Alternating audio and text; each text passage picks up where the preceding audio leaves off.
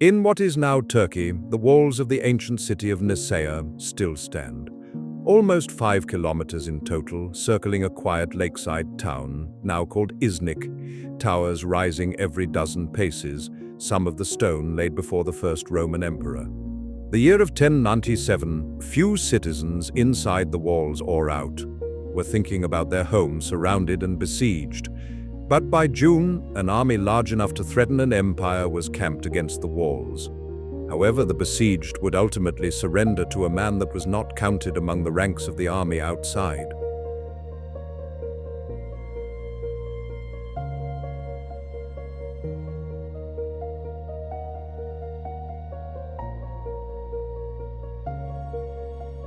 The walls of Nicaea belonged to Byzantium, and the Byzantine emperor, Alexios I Komnenos, was determined to regain them. Nicaea had fallen to the Seljuk Turks around 1081 and become the capital of the Sultanate of Rum. Most of what we know of Emperor Alexios's thoughts and fears comes from one book, the Alexiad, written some 50 years later by his own daughter, Anna Komnene, a princess raised in the palace who endeavored to defend her father's memory. Her writing is precise, well-informed, and by her own admission, defensive of her father. When describing the army that arrived to save her father's empire, she used one word: locusts. Alexios was not always a man in need of rescue. He took the throne in 1081 in the middle of a crisis.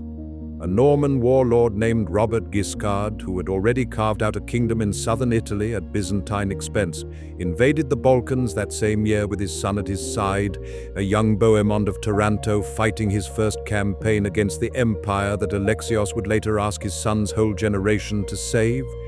Alexios beat Guiscard back with Venetian naval help and several costly years of fighting, but the war left an impression. Normans were a threat to Byzantium when the opportunity presented itself.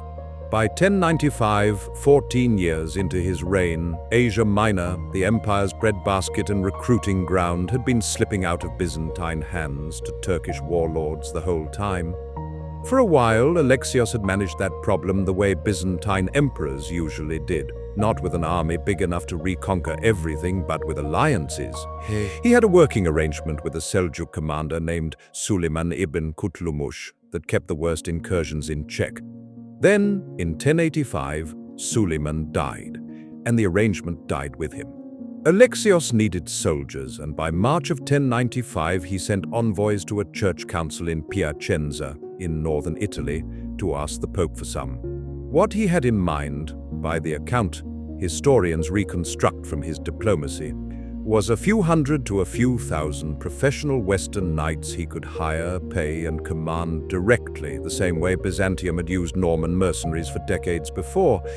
He was asking for reinforcements. By this point, the word crusade was not yet in anyone's mind. Pope Urban II took that request and turned it into something much larger. In November of 1095, at a council in the French town of Clermont, he preached what would become known as the First Crusade, an armed pilgrimage to help Byzantium and, more urgently for his listeners, to free Jerusalem from Muslim control. No transcript of that sermon survives. 5 different chroniclers wrote down 5 different versions of what Urban actually said, and every one of them was writing at least a decade after the fact. The most remembered phrase of the era, Deus vult, God wills it, is not even recorded at Clermont. The earliest source that reports crusaders shouting it places the moment in Amalfi, in southern Italy, the following summer, as men were boarding ships. Whatever Urban said that November day, it worked far beyond what he or Alexios had planned for. Surprisingly, it wasn't Urban or Alexios to make the first move. A preacher known as Peter the Hermit, a figure Latin chroniclers describe as unimpressive to look at but magnetic to listen to, gathered tens of thousands of ordinary people, farmers, small tradesmen, women, children, almost none of them trained soldiers, and marched them east ahead of any organized army. Before this so-called People's Crusade even left the edges of the Holy Roman Empire, some of its bands turned on people who had nothing to do with the war in the Holy Land at all. In May of 1096, a force led by a nobleman named Count Emiko entered the Rhineland cities of Worms and Mainz and killed the Jewish communities living there. Roughly 2,000 people in total, some killed outright, others given the choice of conversion or death. It was the first mass killing of the crusading movement, and to be sure, there were more to come. By August, what remained of Peter's following reached Constantinople, and Alexios moved them along quickly, ferrying them across the Bosphorus into Anatolia, hoping to speed them along before they could cause the chaos they had become infamous for in his own capital. Without Peter, who had gone back to the city to arrange supplies, the remaining marchers inadvisably pushed toward Nicaea and were ambushed 3 miles from their camp by the forces of a Turkish ruler named Kile Arslan. The great majority of more than 20,000 people were killed within hours. The women and children judged sellable were taken as slaves instead. The first battle of the crusade was a breathtaking loss for the crusaders. What Alexios had actually been waiting for arrived over the following months. The Prince's Crusade, a series of separate armies raised and led by great lords of Western Europe, arriving at Constantinople one after another rather than as a single force. Bohemond of Taranto, a Norman adventurer whose own father had spent decades fighting Byzantium, came first and swore an oath of loyalty to Alexios almost immediately, then spent the following weeks pressuring the other lords into swearing the same oath on relics as serious as the crown of thorns. Godfrey of Bouillon swore it, as did Robert of Flanders. Only one major leader refused outright, Raymond, the Count of Toulouse, who told Alexios he would not give homage, even at the risk of his own life, and offered a lesser pledge of friendship instead. Between the People's Crusades, tens of thousands, and the various princes' armies, historians estimate the combined crusading force at Constantinople reached somewhere between 30 and 60,000 fighting men by the spring of 1097. With chronicle estimates running far higher once non-combatants are counted. Alexios had asked Piacenza for a few hundred knights he could command directly. Anna, writing decades later, remembered what actually showed up the way a farmer remembers a plague. A cloud of locusts, she called it, that arrived ahead of every army and stripped the land bare. She had a second version of that image, reserved specifically for Bohemond and his father. Father and son, she wrote, might be likened to caterpillars and locusts, because whatever Robert Guiscard had left uneaten, his son now fed on and devoured. To manage an army that included the son of the man who had once invaded his empire, Alexios assigned one of his own generals, an officer named Tatikios, to travel with the crusade as guide, negotiator, and reminder of exactly what the oaths had promised. That any city the army recovered on formerly Byzantine ground belonged to the empire, not to whichever lord's men happened to take it. Most familiar Western sources treat Alexios as an obstacle, a suspicious Greek the Crusaders had to work around rather than an ally helping them succeed. What that version leaves out is logistics. Byzantium had a standing system of imperial estates positioned along its roads called episkepses, stocked with grain and pack animals specifically to supply armies on the move, and Alexios turned that system loose on a host many times larger than it was built for. Recent analysis of the campaign's supply lines argues that without Byzantine grain, markets, and transport, the Crusaders would likely have starved in Anatolia long before reaching a city worth fighting over. The chroniclers who wrote the Crusades' history were mostly Latin clergy traveling with the army, invested in a story about God's favor rather than an emperor's grain convoys, so the logistics rarely made it onto the page. The friction between Alexios and his guests came to a head at Nicaea in June of 1097. The combined Crusader army laid siege to the city for weeks, expecting that whoever broke through the walls would get to plunder what was inside, the standard reward for a hard siege in this era. Alexios had other plans.